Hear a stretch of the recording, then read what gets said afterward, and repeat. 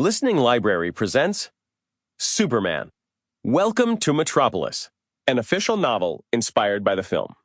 By David Lewman. Read for you by Kenin Elias-Reyes. Chapter 1. Okay, Clark Kent said to himself. This is it. In the teeming city of Metropolis, Clark stood outside a skyscraper, looking up at a spinning globe set above the building's main entry. The words, "The Daily Planet," encircled the globe's white oceans and gold continents, announcing to visitors that they had arrived at the country's largest print and online news source. It was raining, and Clark had forgotten his umbrella. He was soaked. Taking a deep breath, Clark started toward the revolving door, but a businessman staring at his phone briskly stepped in front of him. Clark waited politely for him to go ahead. Then, a woman closing her umbrella hurried up to the spinning door and rushed in. Then another man, another woman, 2 kids, an elderly man with a cane. Everyone wanted out of the driving rain. Clark just stood there, letting everyone go ahead of him. Finally, there was a small break in the steady stream of pedestrians. Carrying his briefcase in one hand, Clark stepped forward and pushed the revolving door with his other hand. He was careful to use only a tiny portion of his hidden strength, keeping the door turning at a normal pace. He slipped a little on the wet floor but managed to regain his balance as the door spun. Dressed for a job interview, Clark wore a slightly rumpled gray suit, a dark purple tie, and thick-rimmed glasses. The front of his black curly hair fell to his forehead. He was a big guy who slouched a little, as if he were trying to make himself seem smaller. Dripping water onto the polished floor, Clark approached the information kiosk. The security guard behind the counter didn't look up from his computer. Clark cleared his throat. The guard still didn't look up. Excuse me? Clark said. Yeah? The guard asked, still glued to his computer screen. Could you please tell me which floor Perry White works on? Finally, the guy behind the counter looked up at Clark and raised one eyebrow. Perry White, editor-in-chief of the Daily Planet?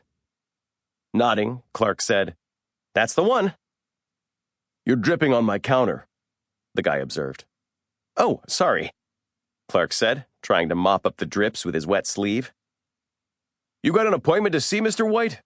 The security guard asked. For the briefest of seconds, Clark considered lying, but he decided against it.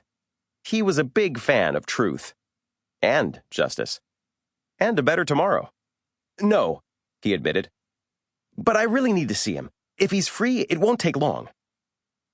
The security guard looked at Clark's eager, honest face, his steamed-up glasses, his wet business suit, and softened a little, feeling sorry for the poor chump. Top floor, he said. But you didn't hear it from me, okay? Elevators are over there. He pointed, then went back to his computer. Thanks, Clark said, meaning it. Thanks very much. Riding the crowded elevator up to the top floor of the Daily Planet building, Clark thought about why he was there. He hadn't come to Metropolis to work as a reporter. He'd come to help the people of this huge city as Superman. In Smallville, the little town where he'd grown up with his loving adoptive parents, he'd kept his special abilities and his origins on the planet Krypton secret. He'd found it useful to work for Smallville's newspaper, since it allowed him to quickly hear about problems he could help with. He intended to do the same in Metropolis, but on a much bigger scale. On the top floor of the skyscraper, reporters, photographers, and editors worked feverishly at computers putting together the next day's edition. Clark looked around, trying to spot the editor-in-chief's office. Finally, a busy assistant noticed him. Can I help you? She asked. Yes, please, Clark stammered. Perry White's office? She pointed. Last one on the left. Thank you, Clark said, headed where she'd pointed. As he walked, his soaked shoes squished. Squish, squash, squish, squash. Clark had thought the esteemed editor would have a big corner office with dark wood paneling and thick plush carpeting. But instead, he found a modest office, no bigger than the others, with glass walls and an open door. Inside was a large table covered in papers. A man with touches of gray in his hair and beard sat there studying the pages through his reading glasses. Clark knocked gently on the doorframe. "Mr. White, sir?" Perry White looked up from his work and took off his glasses. "Yes?" "I know you're a busy man, sir, but I'm interested in working as a reporter for the Daily Planet," Clark said, reciting the line he'd practiced to himself in the elevator on the ride up. He dared to cross over to the big table, fumbling inside his briefcase. "I brought copies of a few articles I wrote for the Smallville Sentinel. This won an award for—" "You're dripping on my papers, son," White said. "Oh, I am so sorry," Clark said, attempting to dry off the papers he'd gotten wet with the writing samples he'd pulled out of his briefcase. "You say you wrote for a paper in Smallville?" White asked. "Yes, sir. And am I right in guessing that Smallville is small?" "Well, yes," Clark confirmed. "But it's the county seat." "Okay, well, this is the Daily Planet," White told him. "We cover the world, including everything that happens here in Metropolis, the biggest city in the country." "Right. Yes, I know that, sir. And that's exactly why I'd love to—" "Write for us," White interrupted. "You and every other reporter in America. Heck, in the world, as far as I know." A thin man stuck his head in the door. "Breaking story, Mr. White. Some kind of attack on the big toy factory across the river." "Well, don't tell me," White roared. "Get over there." "Yes, sir," the man said, hurrying off. Watching him go, Clark got an idea. Perry turned back to Clark. "Look, son, I admire that you somehow made your way up here and into my office on a cold, rainy day without an appointment, or a recommendation, or an introduction from your uncle, who's a friend of my cousin's barber." Clark looked confused. "I don't have an uncle." "That took guts," White continued. "I admire guts. When I started out in journalism, I didn't have any connections, just a stubborn willingness to knock on doors. So I can sympathize. But I'm afraid your writing samples aren't up to the caliber we expect here at the Daily Planet." He turned back to his work. "Now, as you can see, I'm extremely busy." "Sir, if I bring you a major scoop, would you think about giving me a job? At least on a trial basis?" Clark asked earnestly. Perry chuckled. "I'm always in the market for a major scoop." "So you'd consider hiring me?" Shrugging, Perry said, "Sure, I guess I'd consider it. If it'll get you out of my office."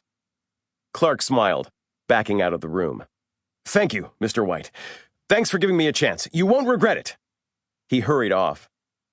"I already do," Perry said with a sigh. Chapter 2. Clark wasted no time. The second he was outside the Daily Planet building, he looked around for a private spot. It was still raining, even harder than before.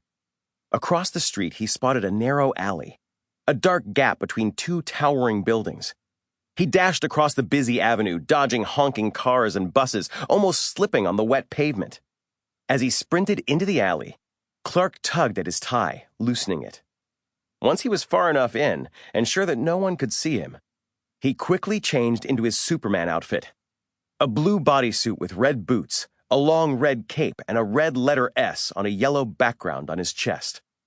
Then, he soared up out of the gap between the buildings and into the sky, moving so fast that any onlooker would have seen only a blur of blue, red, and yellow. Whoosh! On such a rainy, cloudy day, it was even hard to see the blur. The far side of the river was lined with sprawling factories. Flying high above them, Superman scanned the massive buildings, looking for signs of an attack. It didn't take long to spot one. One of the buildings had a huge burning hole in its side. It looked as though the attackers had blasted the factory with a tank and driven inside. On the roof sat a gigantic teddy bear with a bow around its neck, confirming that inside was a toy factory. Superman swooped down through the rain and landed just outside the gaping hole. Despite the rain, the building was still on fire. Using his powerful breath, Superman blew out the flames that lapped at the edges of the opening. Sample complete. Ready to continue?